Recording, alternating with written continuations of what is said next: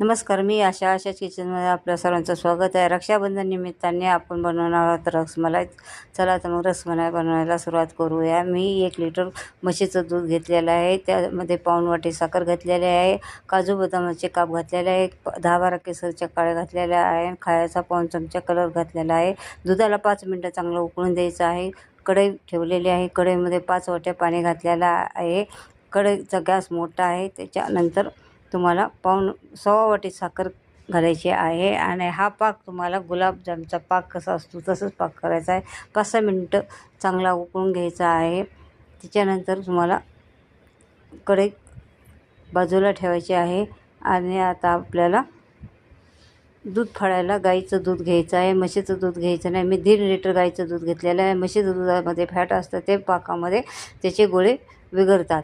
त्याला दूध फाडण्यासाठी आपल्याला अर्धी वाटी पाणी घ्यायचं आहे आणि त्याच्यामध्ये 2 चमचे विनेगरचे घ्यायचे आहेत आणि थोडं आता दूध फाडताना गॅस तुम्हाला कमी करायचा आहे. थोडं पाणी घालायचं आहे आणि आता दूध फाटायला सुरुवात झालेला आहे.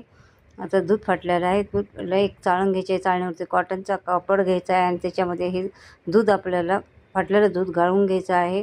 गाळल्यानंतर ते 2-4 पाण्याने स्वच्छ धुवून घ्यायचं आहे. त्याचा विनेगरचा किंवा लिंबाचा वास निघून जात आहे. आता त्याचं पाणी काढून घ्यायचं आहे. गोळा असा घट्ट झालेला आहे आणि आता तो हाताने सुट्टा करून घ्यायचा आहे आणि परात्यामध्ये असा हाताने असं मळून घ्यायचा आहे. मऊ करून घ्यायचा आहे. जेवढा सॉफ्ट होईल तेवढे गोळे चांगले मऊ सॉफ्ट होतात. आता छोटे गोळे बनवून घ्यायचे आहेत. गोळे मोठे बनवायचे नाही आहेत. गोळे गोल आणि चपटे करायचे आहेत आणि ते पाकामध्ये गोळे जास्त मोठे बनायचे नाही, कारण पाकामध्ये त्याचे आकार डबल होतो. आता पहिला केलेला पाक आपण 3-4 मिनटं उकळायला ठेवायचा आहे आणि परत हे गोळे त्याच्या पाकामध्ये सोडायचे आहेत. 3-4 मिनटं उकळून द्यायचे आहेत. त्याच्यानंतर त्याला पलटी मारायची आहे. पलटून परत 3-4 मिनटं ठेवायचं आहे. त्याच्यानंतर हे गोळे काढून थंड करायचे आणि त्याच्यातलं पाणी काढून घ्यायचं आहे. एका भांड्यामध्ये ह्याच्यामध्ये गोळे पसरून द्यायचे आहेत आणि त्याच्यावरती हा रस ओतायचा आहे आणि